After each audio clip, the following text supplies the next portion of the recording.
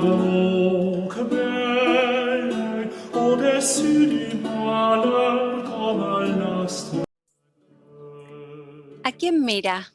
¿En qué está pensando esta mujer que posa en el taller del pintor más famoso de su época en los Países Bajos? Él es Rembrandt van Rijn, pero ¿ella quién es? Es una pintura del Museo Nacional de Bellas Artes de Argentina y cuando ingresó al museo en 1983 sabíamos quién era ella. Era Lisbeth, la hermana de Rembrandt, pero la pintura cambió de autoría y cambió de título. Esto le pasó a muchísimas obras de Rembrandt. Tiene que ver con una investigación que se hizo sobre el corpus total de la obra de Rembrandt alrededor del mundo en las instituciones más importantes. Un equipo de investigadores, historiadores del arte y científicos estudiaron y analizaron gran cantidad de obras bajo el lema de Rembrandt Research Project. Este proyecto internacional que se estableció a lo largo de 46 años trató de separar cuáles eran las obras de Rembrandt y cuáles eran las obras hechas por sus discípulos. Al principio del siglo XX, unas 700 obras habían sido hechas por Rembrandt, pero después del tamiz de este equipo de investigadores, en la actualidad hay unas 300 obras de la mano de Rembrandt. ¿Por qué este cambio? ¿Por qué esta fluctuación? ¿Qué es lo que pasó? Esto tiene que ver con el concepto de originalidad de la época. Para explicar un poco esta situación que está pasando con esta pintura y que pasa con otras obras de Rembrandt, les voy a contar un poco cómo era su taller, cómo era el taller de este artista. Bueno, Rembrandt había aprendido pintura en su ciudad natal, que era Leiden, también había estudiado en Ámsterdam, pero en 1631 decide definitivamente instalarse en Ámsterdam. Él llega y tiene 25 años, es muy joven. Y en esta ciudad hace carrera, establece su taller. Acá tenemos uno de sus talleres porque él se fue mudando. Y en este taller él no solo va a pintar, sino que va a tener una segunda profesión que es la docencia, va a tener muchos discípulos y alumnos. Los alumnos solían quedarse un año más o menos, estaban bajo su tutela porque eran adolescentes, llegaban a los 13, 14 o 15 años a estudiar con este maestro y los padres pagaban una cantidad considerable, unos 100 florines al año, que era una buena suma en ese momento. Entonces a los alumnos se les enseñaba las cosas básicas de la pintura, como por ejemplo hacer los óleos, mezclar los pigmentos, colocar las imprimaciones en las telas o en las maderas de roble, colocar los colores en la paleta del maestro en el orden que él quiere. Y también se les enseña a dibujar y a aprender el estilo del maestro, porque era muy importante aprender a pintar como Rembrandt, porque todo lo que salía del taller de Rembrandt era propiedad de él, no de los alumnos. Así lo establecía el gremio de los pintores, que era el gremio de San Lucas. Al maestro le pertenecen las obras de sus alumnos hasta que los alumnos puedan montar su propio taller y ser maestros de un taller. Era una modalidad de la época. Entonces Rembrandt enseñaba su estilo a estos alumnos, después supervisaba sus obras, las corregía y se vendían como obras del taller de Rembrandt. Por el taller de Rembrandt pasaron artistas de mucha importancia, como los que están nombrados acá. Uno de ellos es Govert Flinck, que probablemente es el artista que trabajó en nuestra obra, en la obra que estamos analizando hoy. Y acá la pintura, la imagen que aparece es de Gerry Tou, que es uno de estos pintores, alumnos de Rembrandt. La particularidad es que fue su primer alumno. Rembrandt tenía 22 años y el alumno era adolescente, pero de entrada Rembrandt utilizó su labor de docencia para formar alumnos, tener otro ingreso extra, tener colaboradores. Y esta es la dificultad que tienen hoy las obras de Rembrandt, que todas las obras hechas por estos alumnos tuvieron a lo largo de las épocas la autoría de Rembrandt. Y el tiempo lo que hizo, y este equipo de investigadores, es separar, dividir las aguas y entender quién hizo cada obra o qué parte de la obra hizo el maestro y qué parte de la obra hizo el alumno.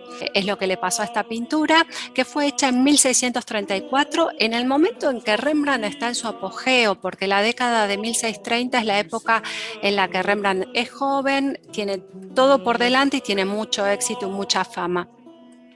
Está pintando, por ejemplo, la lección de anatomía, que es un retrato grupal.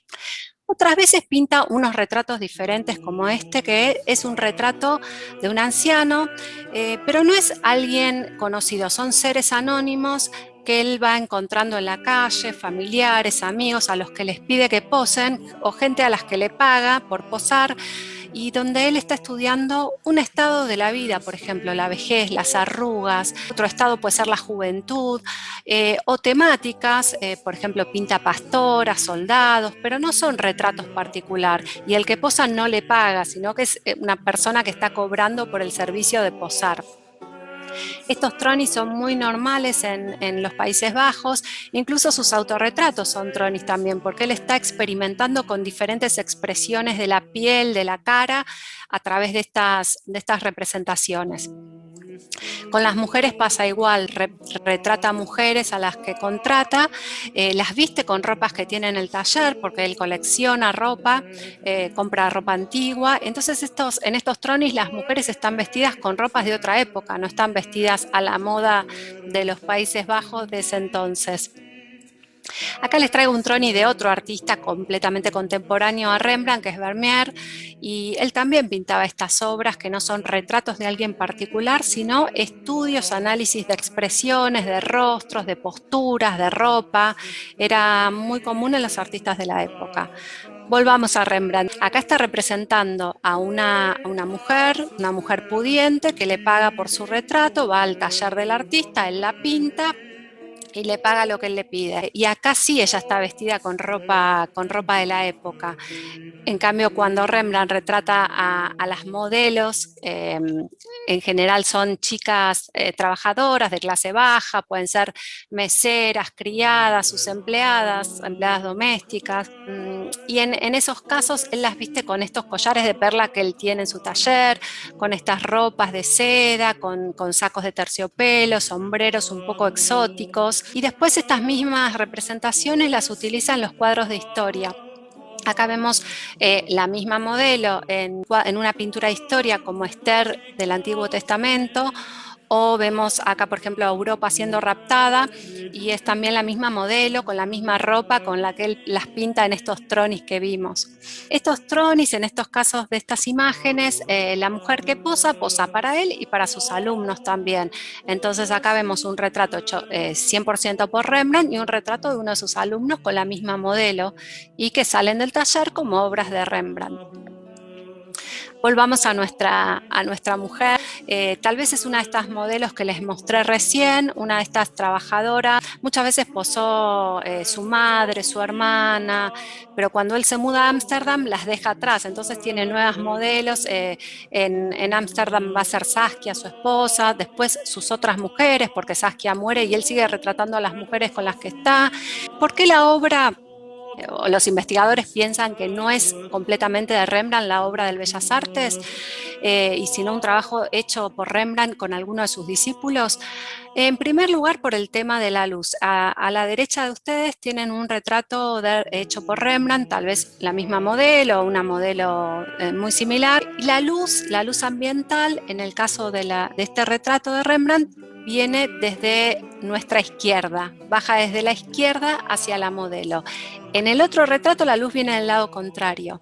En la década de 1630 Rembrandt está pintando estos retratos con la luz viniendo siempre desde la izquierda. Si él fuera diestro es la manera más cómoda para pintar, porque la sombra va hacia el lado contrario de la que le queda cómodo a él. Y por otro lado hay un tema con el claroscuro. Y el claroscuro en Rembrandt siempre está matizado. Él lo trabaja a partir de una gama de grises. No es nunca ese contraste muy fuerte entre luz y sombra, como pasa en nuestra pintura. Él siempre coloca debajo, cuando empieza a pintar la obra, coloca grises, una grisalla, y por encima los colores. Y esa grisalla le sirve para matizar, para no hacer un contraste tan abrupto. Acá vuelven a tener otra obra de Rembrandt del mismo periodo, donde de nuevo la luz hacia la modelo viene desde nuestra izquierda y de nuevo también ese claroscuro está muy matizado. Bueno, ¿quién podría ser la muchacha que posó? Podría haber sido una pintora si en el taller de Rembrandt hubiera habido mujeres pintoras como alumnas, pero los alumnos eran todos varones en el taller de Rembrandt. Contemporáneamente había una pintora de su misma edad en otra ciudad pintando, que era Judith Leister, que podía haber posado también cuando ella aprendía como alumna, ¿no? Se las traigo para que vean que las mujeres en Holanda también pintaban, también existían. Era muy difícil para ellas porque tenían que firmar con sus iniciales, tenían que dejar el oficio cuando eran mamás. Judith tuvo 5 hijos y cuando murió sus obras fueron adjudicadas a su marido, que era pintor también. No están estas pintoras en su taller, pero está su mujer, está Saskia, la pinta en estos tronis, donde investiga un poco los ropajes y también la coloca en pinturas históricas. Bueno, volvemos a la pregunta con la que inicié y es un poco saber quién es ella. Es muy difícil en el barroco saber quiénes son las modelos, saber qué es lo que deseaban. A partir del siglo XIX vamos a conocer mucho más a las mujeres representadas, a estas modelos, con los artistas del impresionismo. Y en ese momento, en el siglo XIX, muchas de ellas lo que quieren es ser pintoras, ingresan al camino del arte a través de ser modelos, porque las academias estaban todavía prohibidas para ellas. Otras quieren ser actrices o ser reconocidas, ser acróbatas, por ejemplo, y encuentran que el mundo del arte es un mundo más bohemio y que solo se pueden meter desde la profesión de modelaje. Esto no pasa con esta mujer, todavía no se puede saber quién es ella, pero creo que cambiar las preguntas sobre lo que es la historia del arte, hacernos preguntas nuevas que incluyan a las mujeres que fueron tantas veces silenciadas, aunque no tengan respuesta a esas preguntas, el solo hecho de hacerlas creo que ya es importante para tener reconocimiento hacia ellas.